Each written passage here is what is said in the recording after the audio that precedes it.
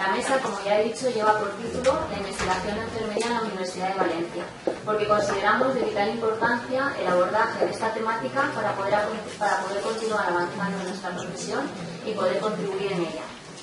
Consideramos que la Universidad de Valencia es el lugar idóneo, tanto para poder hacer frente a estas inquietudes como para conseguir la formación y las vías de desarrollo adecuadas. Para ello contamos con el profesor doctor don Antonio Martínez Sabater, director del Departamento de Enfermería de la Universidad de Valencia, al que quiero agradecerle su participación en estas jornadas y el esfuerzo de venir, dado que estos días se encuentran inmersos en la universidad en la acreditación de las titulaciones. Él lo que va a hacer es contarnos una experiencia de investigación en enfermería desde los centros de la Universidad de Valencia. En su ponencia realizará en primer lugar una síntesis inicial de las características esenciales de investigación en enfermería y su repercusión en las ciencias de la salud. Posteriormente realizará el desarrollo de 3 proyectos de investigación desde el paradigma cuantitativo, cualitativo y sociocrítico desarrollado por la enfermería. Tony, cuando quieras, puedes comenzar. Muchas gracias. En primer lugar, agradecer a la organización y otro agradecimiento. Yo llevo dando clases en estabulario en el departamento desde hace 9 años y alguna vez hemos comentado, creo que ya era hora que tuviésemos una aula en el que el nombre de la aula fuera de una enfermera y de una mujer. Creo que hay que agradecer eso porque yo creo que ya era hora. También quiero pedir disculpas porque esta ponencia o una ponencia similar tenía que haber dado nuestro decano, pero estamos en proceso de acreditación, como bien has comentado, y está siendo imposible esos días salir de la agenda. Y nada, yo no quiero dar una clase magistral diciendo qué es investigar y qué no es investigar. Quiero reflexionar. Yo sé si aquí hay gente a la que he dado clase, compañeras, compañeros. Yo no pues he sentado mucho. A lo mejor la gente de los alumnos está esperando que pregunte por la receta del bacalao, porque yo puedo hacer cualquier cosa, ¿no? Y nada, yo voy a dar he planificado, pues cuando me llamaron, me digo, ¿de qué hablo? Claro, para hablar de investigación, yo creo que de investigación en la enfermería hay que ver de dónde salimos, de dónde partimos. Y creo que es fundamental hablar siempre el concepto de salud y cómo hemos cambiado esto. Viendo de aquí, ¿qué opciones tenemos? Porque todos tenemos preguntas y todas esas preguntas tienen la opción siempre de tener una respuesta. Y eso es investigar. Pero investigar con un procedimiento. Todos tenemos un manual de procedimientos en enfermería que sabemos qué vamos a hacer. Cuando hay que hacer una prueba nueva, un test nuevo, cuando viene un paciente con una enfermedad rara, investigamos para mejorar nuestra práctica asistencial. Pero el problema es que nuestra vertiente de investigación no sabemos. ¿Por qué? Porque nadie nos ha enseñado. Hemos hablado aquí, han hablado hoy a lo largo del día ya de las escuelas ATS, de la educación previa. Hasta que se incorporó el grado, no había investigación en los planes de estudio de enfermería. Los alumnos que están ahora tienen que desarrollar trabajo de investigación, porque trabajo de grado, pero la gente que estudiamos en los 70, 80, en los 90 y en el año 2000, no sabíamos investigar. Hemos tenido que ir aprendiendo a santas y barrancas y barrancas. Pero como muchas otras cosas. Y claro, esto también tiene que ver mucho con la evolución del concepto de salud. Todo tiene relación y hay que buscarla. Si inicialmente el concepto de salud tenía unicausal, donde se veía que la salud era simplemente la ausencia de enfermedad, donde había un fenómeno que producía la enfermedad, hubo situaciones en las que decían, no, hay otros factores, hay factores de normalidad de tisular, y eso supone otros aspectos. Había cosas que no se pueden tener clasificación nosológica de causa o efecto, y apareció la teoría de la historia de la enfermedad de Liber Clark. Claro, ya había otros factores, ve que hay una serie de factores predisponentes, que se puede hacer promoción, prevención, rehabilitación, pero había aspectos sociales que no se veían. En 1946 la OMS va a definir la nueva definición de salud y enfermedad, definiendo como la salud como estado total bienestar físico, social y mental. Y un derecho humano, lo veremos después. Estas modificaciones, además, Milton Terris va a poner en años posteriores 2 puntitos más. Uno es el aspecto subjetivo, que la persona se sienta bien. Y además, que pueda ser funcional, que tenga la máxima capacidad funcional. Claro, esto supone un cambio en la asistencia. No. A partir de Alma-Ata, en el 77, se va a instar a los gobiernos a que establezcan políticas, estrategias y planes de acción en el que se desarrolle la atención primaria de salud dentro del sistema nacional de salud. Atención primaria de salud en un contexto de coordinación. La salud no solo es sanidad, son servicios sociales y otros servicios públicos. Todo es necesario para mejorar el nivel de salud de la comunidad. Llegamos con un enfoque de salud pública que pueda atender a la persona, a la familia y a la comunidad. ¿Cómo afecta esto a nuestros conocimientos? Claro, en enfermería, si tenemos la atención del siglo XIX, cuando hay un desarrollo de la medicina de cirugía, la teoría solenseriana nos dice que el profesional médico lo que quiere son enfermeras que hagan técnicas, que sean unas instrumentistas y que hagan un enfoque curativo. Se hace una especialización y se hace una visión medicalizada, subordinación. Esto es una segunda parte de la investigación. Llegarán mujeres, llegarán enfermeras, llegarán personas críticas como Florence Nightingale, como otras teóricas, que lo que van a intentar es aumentar las competencias, los conocimientos y los cuidados de enfermería. Y además tenemos el cambio social. La enfermedad sufre una modificación, va a aparecer la cronificación de la enfermedad y vamos a pasar de una atención sanitaria centrada en el diagnóstico y la curación a ver un desarrollo con una atención especificada y un tratamiento para todos los aspectos. Pero claro, ahí tenemos una base de neurobiológica. Todos recordamos cuando estudiábamos la médica, la fisiología, la fisiopatología, la farma, que sí que son muy necesarias, pero hay otros aspectos que también muchas veces se nos han obviado o no hemos tenido. Y la enfermería es una ciencia social. Si vemos en muchos aspectos en las revistas americanas, lo que es enfermería se clasifica como ciencia social y bebe de los tres aspectos. Dentro de la investigación y ciencia de la salud podemos encontrar la investigación biomédica, la investigación clínica y la investigación en salud pública. Aspectos que se van a modificar en función del nivel de análisis subindividual, individual poblacional y del objeto del estudio. ¿Qué utilizamos? Claro, pues utilizar el método clínico. Cuando tenemos un proceso de atención individual, tenemos una persona que tiene un problema de salud y queremos ver la eficacia de las respuestas por las estrategias preventivas, diagnósticas, terapéuticas y su valoración. Podemos hacer estudios de casos, podemos utilizar el proceso del PAI, el proceso de atención de enfermería, para hacer ese tipo de investigación. También podemos utilizar como enfermeras el método epidemiológico, ver la frecuencia de extinción de enfermedades. Podemos ver también estudios observacionales, casos de controles, casos de cortes, estudios de calidad, para ver cuál es la calidad de nuestro servicio, la calidad de atención que estamos proporcionando, o la investigación de acción participativa a través de las redes de autoayuda o de los grupos de participación y cómo afecta a la persona, a la familia o la educación para la salud. Nuestra actitud, nuestro trabajo en la educación para la salud, qué ventajas, qué beneficios va a tener para el paciente de las enfermedades crónicas, para los cuidadores, para las personas básicamente. Y ahí llega primero eso, ¿cómo lo hacemos? ¿Como metodología cualitativa o cuantitativa? ¿Cuál es mejor? Las dos son buenas. No se puede decir que alguien por ser del Madrid o del Barça sea mejor persona, ¿no? Nadie puede decir que le guste el pescado o la carne. Las dos investigaciones tienen su método, tienen sus características y las dos dan resultados, cada uno con los aspectos. Lo que no debemos olvidar nunca es que la investigación puede ser sesgada si no tenemos en cuenta la perspectiva de género. Muchos estudios clínicos no se valora para nada la atención en las mujeres. Por lo tanto, vemos que esta investigación, esos problemas que tenemos, va a determinar qué hacemos como enfermeras. Y ahora quiero presentar tres pequeños proyectos de enfermería que se han visto, se han realizado, se están realizando desde la Facultad de Enfermería. Claro, me voy a levantar porque me va a permitir que yo no sé dar clase sentado. ¿Vale? Que me pase un poquito. ¿Está bien? ¿Sí? Vale. Hablamos de enfermedades raras. Enfermedades raras que tienen un problema, son enfermedades huérfanas. No se estudian.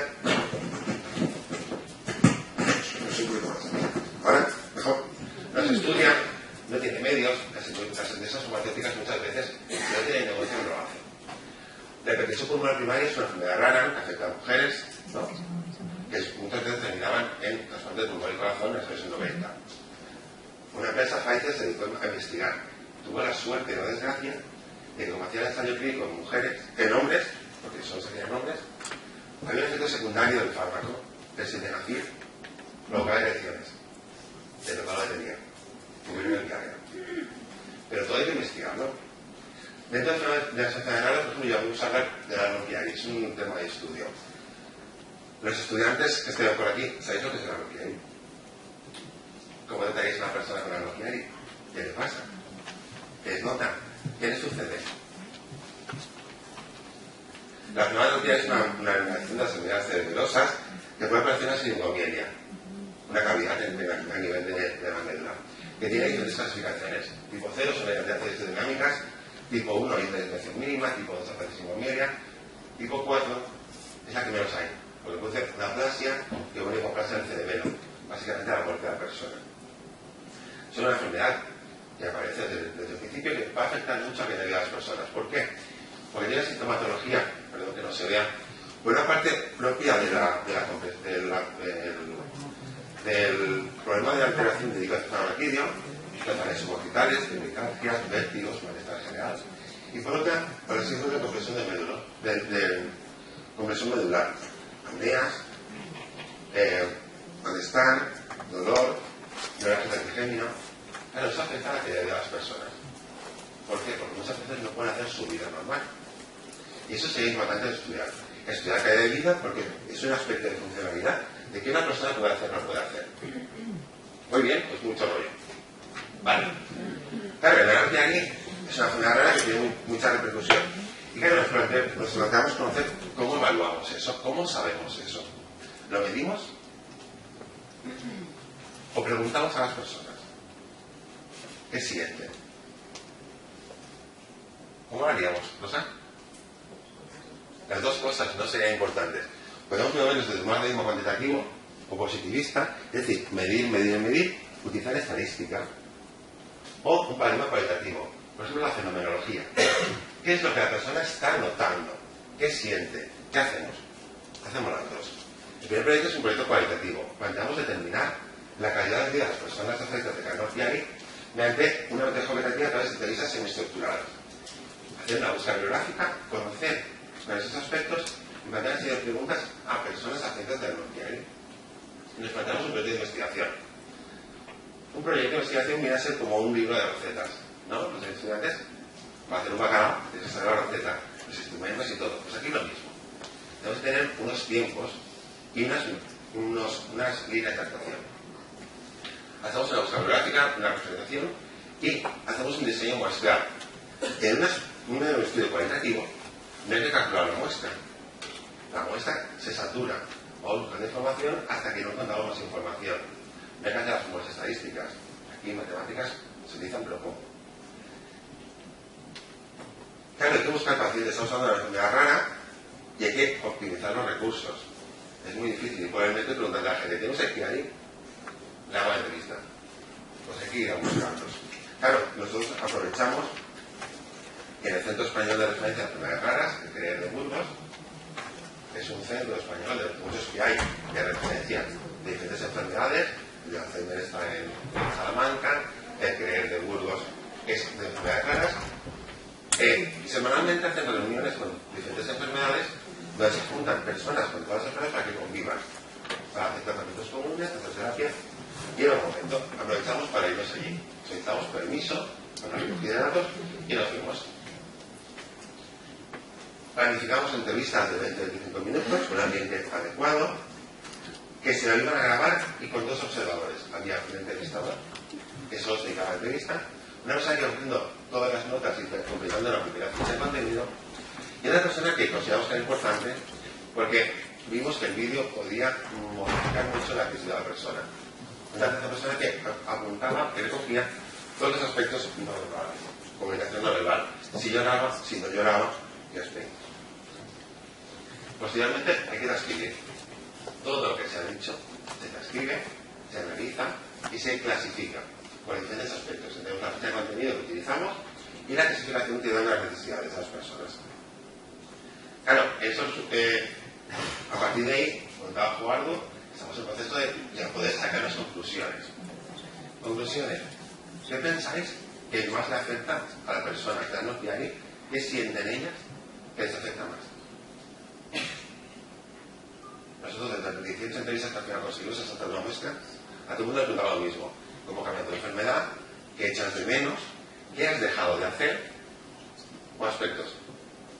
¿Qué era lo que más a todo el mundo le afectaba a todo el mundo? La calidad de vida. Sí, la calidad de vida estaba afectada y eso lo sabíamos. Pero el dolor de cabeza, la incomprensión. La incomprensión. Todo el mundo decía lo mismo, además era un tema que salía. Es decir, porque como de aspecto físico estás bien, la gente no entiende que te levantes cansado, que a media mañana no puedas más, que se te caigan cosas de las manos, que tengas miedo a coger un niño por si se te cae, que no tengas ganas de hacer nada. Y sobre todo, lo que más me molestaba es llegar a un centro sanitario y que el médico o la enfermera diga, eso no es nada, te quejas nada porque estás bien. Esa frase les marcaba mucho. Y son aspectos que con esos estudios vimos. Claro, pero eso volvemos al otro paradigma, al cuantitativo, medir. Claro, en el caso de Nokiari hay pocos pacientes. Pocos y pocas pacientes, porque se hace una regla, es un término estadístico. Se puede medir. Claro, dentro de nuestra bibliográfica nos encontramos que en Houston, la doctora Miller había desarrollado y validado una encuesta de calidad de vida específica para hacer nuestra Nokiari. Claro, podemos hacer la traducción al español y ya está. No, hay que hacer un proceso de adaptación y evaluación cultural, un proceso de traducción. Y es lo mismo, proyectamos y analizamos. Hacemos lo mismo. Pero vamos, tenemos instrumento de medida, pero el instrumento de medida no es nuestro. Tiene derechos de autor. Y hay que pedirle permiso a la persona que lo ha hecho para poderlo traducir al castellano. Claro, a la doctora Muller, que es lo más alto en neurocirugía ahí en Houston, dice, la alumna que llevaba de estudio, es que no lo voy a escribir, no va a contestar. Tú escribe. Escribió el 23 de diciembre, pidiendo el permiso para hacer la evaluación de traducción. Nos contestó el 34, dándonos permiso. Ahora no vamos a parar. Claro, este es el cuestionario original, 37 ítems, en el que valoran los diferentes aspectos y se cuantifica en función del seguimiento de la cabeza, etc. No puedes hacer una traducción literal, no puedes coger el Google Translate y traducirlo, sino que tenemos que hacer una traducción adecuada y buscar la colaboración de profesionales españoles en nuestro ámbito que puedan después valorar esas preguntas para que se consideren que se pueda adaptar en su nuevo sentido. Hacemos una doble traducción y sorpresa, es diferente. Nuestros traductores traducen de forma diferente, diciendo lo mismo el cuestionario. Una cosa es decir, tengo dolor de cabeza, otra que me duele la cabeza. Las dos traducciones son buenas. Cuando hay que buscar una traducción de consenso en el que se establece entre los dos o un tercer traductor la idoneidad. ¿Es válido ya? O hay que adaptarlo al castellano correctamente, que sea comprensible, hay que testearlo, hay que hacer un estudio, un proyecto y luego traducirlo al inglés a ver que lo que hemos utilizado que coincide y es igual a lo que se ha utilizado la doctora Muller. Claro, tenemos que hacer la evidencia cultural y hacer una muestra piloto. Una muestra piloto que hemos hecho que en un principio con 20 individuos no son 10. Población adulta con diagnóstico Nokiari y cumplimiento con consentimiento informado y hemos excluido a los niños, sobre todo por el problema ético. Lo mismo, pero ahora nos hemos ampliado de una asociación, en vez de ir a ANAC en Burgos, hemos enviado la invitación a las 5 asociaciones españolas de información a Nokiari para, en un primer momento, hacer el estudio piloto y luego hacer la evaluación completa, porque para hacer la evaluación completa nos hace falta hacer mucha estadística y mucha muestra. 7 personas por cada uno de los ítems, como es un cuestionario largo, son casi 400 ejemplos de Nokiari, son muchos. Y aquí sí que hace falta las matemáticas, el SPSS, hacer el estudio descriptivo, el alfa de Cronbach, cosas que muchos de nosotros no sabemos y que como ejemplo esta vez vamos a buscar ayuda de estadísticos.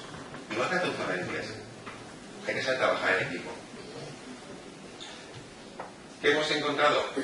Que el documento, el estudio piloto, es bueno, detecta, porque comparamos con otro aspecto, y que detecta la calidad de vida. Y eso nos permite cuantificar, saber cómo afecta esta enfermedad a las personas y poder establecer medidas en función de lo que veamos para mejorar. tipo de investigación es la histórica. No podemos olvidar la historia, ¿no? Ya decía George Orwell, que de mirar el presente a mirar el pasado. Y esta, pues, sabéis que los que conocéis que a mí me encanta la historia, me encanta la historia de mi familia y la historia de las mujeres. Claro, la lactancia materna es un aspecto que ahora está de moda, ¿no? Hemos visto que sabemos que es el alimento esencial, que las recomendaciones de la OMS dicen que debe ser el alimento exclusivo de los niños, pero la alimentación infantil ha sufrido avatares. Ya hemos pasado de una lactancia materna exclusiva a intentar la alimentación con leches animales o la descarga de lactancia en diferentes situaciones y momentos. Este cambio en el proceso de alimentación infantil tuvo lugar a finales del siglo XIX, propiciado por distintos aspectos como, por un lado, el proceso de industrialización que hizo que las mujeres fueran a trabajar mientras productivo, otro por las barreras sobre el sanitario, las mejoras de la leche de fórmula y la influencia de la publicidad, no podemos dejarlo, pero también como proceso de liberación de la mujer que ve la lactancia materna como un proceso, como el abandonar la lactancia materna y el uso de la lactancia artificial con una mejora en su perspectiva de género. Luego vemos que tal vez vieron que no. ¿Qué nos planteamos? Pues básicamente valorar cómo la sociedad veía ese cambio de lactancia y cómo veía el proceso de lactancia de la infantil en la prensa de los siglos XVII, XVIII y XIX. Proceso duro. Pero también es conocimiento. Sabemos que la hipótesis partimos de que las nodrizas, las mujeres que daban de mamar a otros niños a cambio de la relación económica, fueron despreciadas por la sociedad. Lo veían como aspectos muy negativos. Queremos comprobarlo. Sabemos que la alimentación infantil, el crecimiento, la crianza, se daba en el seno de la familia, que era la institución encargada, y era un rol femenino. ¿Y eso tiene que ver con la enfermería? Sí. ¿Por qué? Porque la nodriza es una mujer que ha amamantado a un niño. El término nutis viene del término nutricia latino, que indica que los padres se daban a la nodriza por alimentar a los niños. De esa palabra nutricia surge nutrix, nutire y nas, enfermedad en inglés. De ahí la relación. La nodriza se llama Wendaus, es una nodriza de húmeda. Y la nodriza es una figura que aparece en toda la historia, en diferentes aspectos, y va a suponer una profesionalización dentro del ámbito femenino. Sabemos que la mujer es el marco funcional, que es el hogar, que el ámbito funcional de la mujer va a suponer ese desarrollo que muchas veces la mujer desarrolla empleos o actividades, oficios, pseudooficios, propios del ámbito femenino, del ámbito doméstico. Va a aparecer la aparición de oficios como puede ser cuidadora, como puede ser enfermera, que se dedica a los cuidados, o pseudooficios como la prostitución. Por lo tanto, todos estamos relacionados. Y es un trabajo que siempre va a estar, a ser considerado un trabajo reproductivo, muy mal mirado por la sociedad masculina, el patriarcado, el paternalismo, lo que vamos a intentar evitar. Y dentro de las nodrizas, por ejemplo, también vamos a ver la diferenciación social. No todas las veces van a ser iguales. No es lo mismo la nodriza de los reyes que la nodriza que se va a dedicar a vender su leche para poder mantener a sus hijos y sobrevivir en el ámbito familiar. ¿Cómo diseñamos el estudio? Es un estudio en el que planteamos 4 siglos y haciendo análisis de contenido. Por un aspecto, vimos en el Diario de Madrid, entre 1788 y 1809, analizamos los anuncios en los que las nodrizas se ofrecían su leche, para ver si encontramos unas características.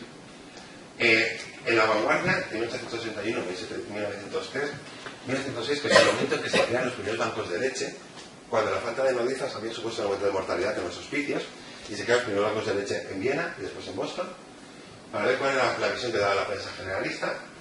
En la Gaceta de Madrid, desde 1751 a 1926, porque es el precursor del Boletín Oficial del Estado, para ver qué normas legislativas podían afectar a las mujeres, y en ese caso nos dice que daban su leche.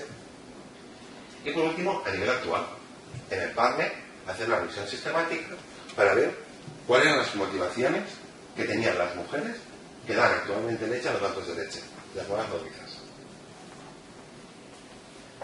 Las búsquedas se desarrollan, cada una de las búsquedas hacemos una visita de contenido para poder hacer un análisis concreto de cada uno de los medios en función de la bibliografía.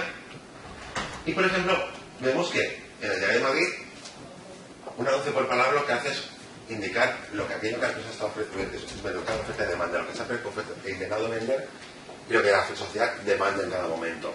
Entonces, los anuncios que la gente lo quiere. Vimos que hay diferentes edades, desde el 14 años hasta 35, con muchas motivaciones de muy joven, etcétera.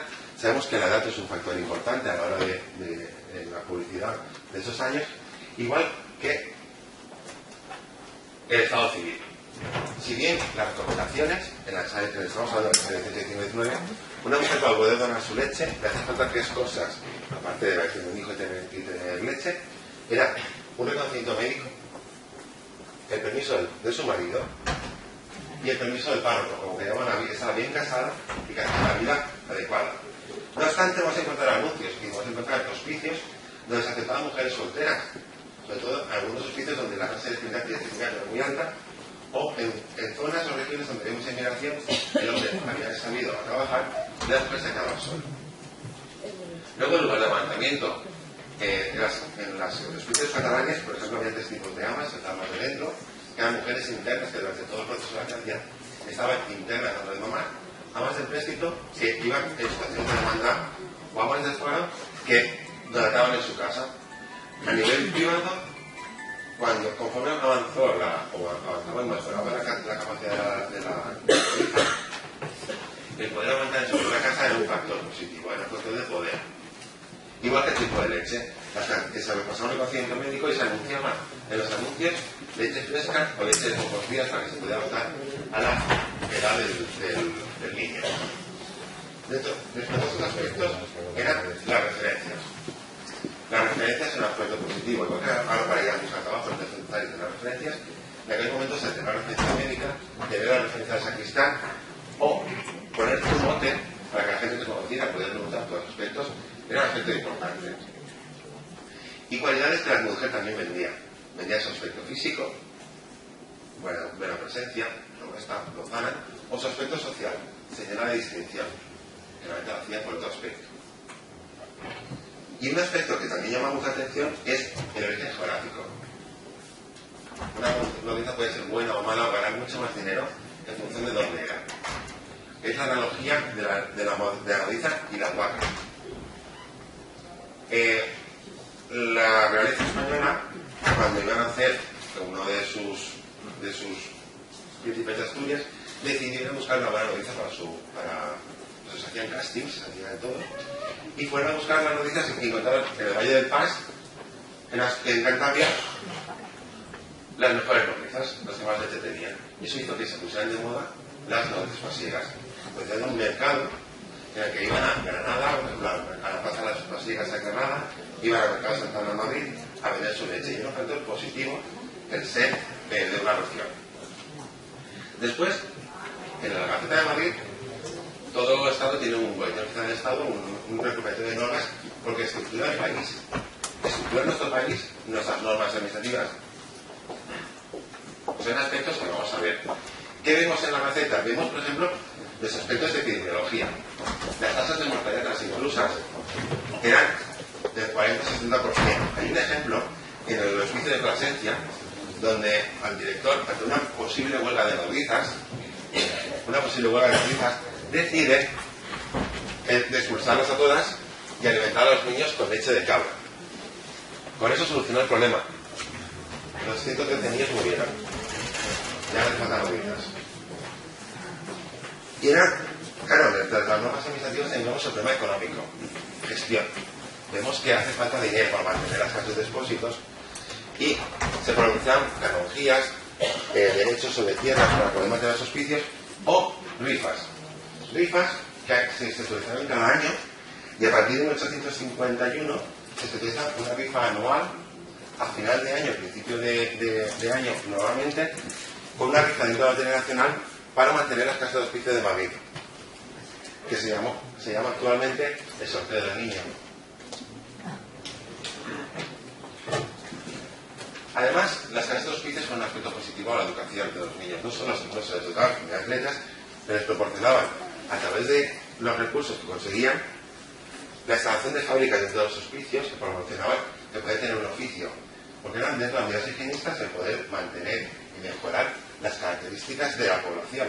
Hacía falta mano de obra y esos aspectos se tenían en cuenta. Por lo tanto, la figura nodriza me parecía una figura normalizada, una figura profesional, que va a tener una serie de recomendaciones y una serie de excepciones.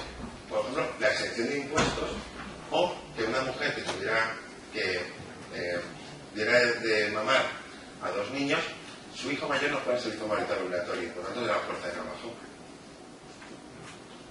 Claro, la última parte de la vanguardia es la prensa generalista.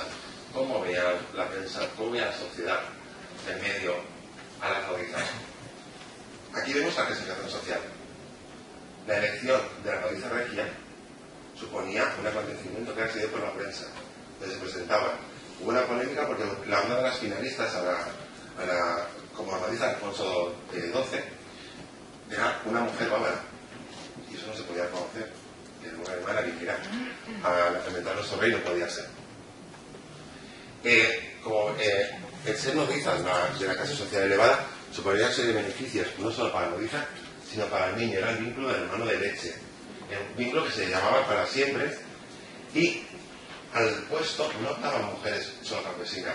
Como veis, Venancio Pellón era una mujer con una inmensa fortuna que había optado al puesto de cada finalista para ser la nodriza de regia. De todas maneras, no todos son aspectos negativos de las nodrizas, sino que se valora y se explica en la prensa, en diferentes noticias, todos aquellos positivos ante los vínculos familiares que se establecen a lo largo de la vida, lo que comentamos por aquí delante de las madres de leche. Pero claro, partimos de la sociedad del siglo XIX, una sociedad de sí misma en la que se va a intentar, después de la publicación del Emilio de Rousseau, intentar modificar, optimizar y medicalizar todos los procesos, incluidos el proceso de alimentación y lactancia. Se intenta volver a los preceptos de lo que la mujer debe hacer. A partir de ahí salen normas legislativas como la Ley de Protección a la Infancia, en la que se vigilan las noticias vecinarias y se establecen reconocimientos médicos como la pensada, etc. Y la medicalización. Un médico es el que se acaba de decidir si una noticia es buena o no para la leche, si no está prohibido. También es un problema de género. A partir de 1950, por ejemplo, el Estado va a dar premios a la familia que ahija a un niño, pero el premio se lo lleva a cabeza de familia.